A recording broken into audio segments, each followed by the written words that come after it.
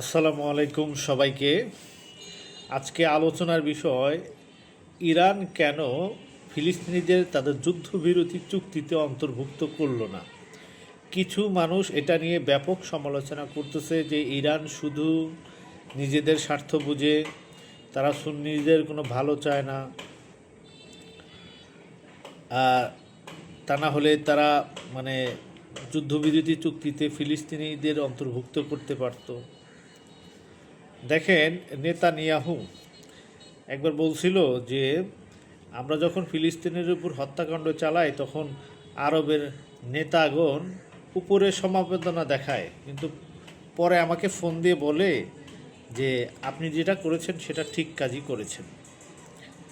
যারা ইরানের সমালোচনা করেন এই ব্যাপারে, তাদের এই আরাবিয়ান কান্ট্রির যে মুসলিম শাসকগণ আছে তাদেরকে যা জিজ্ঞেস করেন যে তারা কেন ফিলিস্তিনিদের উদ্ধার করছে না, তারা কেন ফিলিস্তিনিদের জন্য কোনো কথা বলছে না। আরব বিশ্বের নেতারা যদি ইরানকে সহযোগিতা না করুক, অন্তত নিরপেক্ষ থাকত, তাহলে এতদিন ফিলিস্তিন স্বাধীন হয়ে যেত। তাই অকৃতজ্ঞ না হয়ে মানে একটা জিনিস ভেবে দেখেন যে এই ফিলিস্তিনিদের জন্যই ইরান, হিজবুল্লাহ, হুতি এরা যুদ্ধে জড়িয়েছে।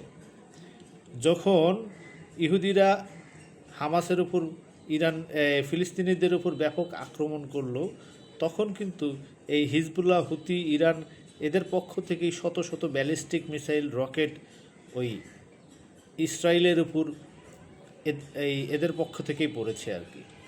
এরাই কিন্তু প্রথম প্রতিরোধটা গড়ে তুলেছিল আর কি। আর এই ছাড়া তো এই যুদ্ধবিরতির তো কোনো ঠিক ঠিকানা নাই। দেখা যাচ্ছে যে এই যুদ্ধবিরতিতে লেবাননকে অন্তর্ভুক্ত করেছে ইরান, তাই ইসরায়েল মেনে নিচ্ছে না। আর লেবাননকে অন্তর্ভুক্ত করার ফলে দেখেন, লেবাননে একযোগে 10 মিনিটের মধ্যে 100 বিমান হামলা চালাইয়া 300-রও বেশি মানুষ মারছে একসাথে। তো যদি গাজাকে অন্তর্ভুক্ত করত বা ফিলিস্তিনিদের অন্তর্ভুক্ত করত তাহলে কি হতো? তাহলে দেখা যাচ্ছে নেতানিয়াহু এটা তো মানতই না, বরং মানে বিনা অপরাধে আরও শত শত ফিলিস্তিনির প্রাণ চলে যেত। তাই আমাদের ধৈর্য ধারণ করা উচিত, আল্লাহর কাছে দোয়া করা উচিত।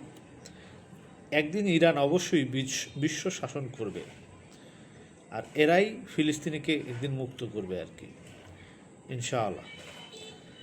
কারণ কি? কারণ ইরানের ঘরে ঘরে ইমাম হুসাইনের জন্ম নেয়। শুধু তাই নয়, বিশ্বের যতগুলো দেশ থেকে সবচেয়ে বেশি ডক্টর, ইঞ্জিনিয়ার বা পিএইচডি হোল্ডার বের হয়, ইরান তাদের মধ্যে অন্যতম। যে জাতি আল্লাহর হুকুম ও রাসূলের আদর্শের কাছে মাথা নত করে চলে, সেই জাতি কখনো পথ হারায় না। সেই জাতিকে অবশ্যই আল্লাহ একদিন না একদিন বিজয় দান করেন। দেখেন, ইরানের জন্যই, শুধুমাত্র মধ্যপ্রাচ্যে ইরানের জন্যই আমেরিকা মক্কা মদিনা দখল করতে পারেনি। কারণ আমেরিকার উদ্দেশ্য কি? যেখানে টাকা আছে সেখানেই যে হামলা দেওয়া। তারা জানে মক্কা থেকে হজের সময়, ওমরার সময় বিলিয়ন বিলিয়ন টাকা আয় হয়। তারা এটা কি ছেড়ে দিত? কখনোই ছেড়ে দিত না। শুধুমাত্র ইরানের জন্যই পারতেছে না। ইরান যদি একবার পড়ে যায়, আপনি চিন্তা করে দেখছেন কি হবে? ইরান পড়ে গেলে ইরানের মানে বিশ্বের মধ্যে সবচেয়ে বেশি ন্যাচারাল রিসোর্স অর্থাৎ তেল, গ্যাস, এগুলো ইরানে রয়েছে। এগুলো থেকে আমেরিকা এগুলো শুষে তো নেবেই, প্লাস ইরানের মধ্যে এমন একটা দুর্ভেদ্য আমেরিকান ঘাঁটি করবে যেটা কখনোই ভেঙে দেওয়া সম্ভব না। আর ওইদিকে দেখা যাবে কি, ইসরায়েল ওই ফিলিস্তিনের সব জায়গা তো দখল করবেই, লেবানন দখল করবে, সিরিয়া দখল করবে, তারপর আরবের কিছু অংশ দখল করবে, টার্কির কিছু অংশ দখল করে গ্রেটার ইসরায়েল গঠন করবে। এটা একে শতভাগ নিশ্চিত যদি শুধু ইরান পড়ে যায়। তাই দোয়া করুন ইরান যেন মুসলিম জাতির গর্ব হিসাবে, মুসলিম জাতির ঢাল হিসাবে কাফের মুশরিকদেরকে পরাজিত করতে পারে। আমাদের সকলের দোয়া ও সমর্থন ইরানকে সাহস যোগাবে। ইরান অবশ্যই এই মুসলিম বিশ্বের জন্য বড় একটা বিজয় নিয়ে আসবে ইনশাআল্লাহ। আল্লাহ হাফেজ।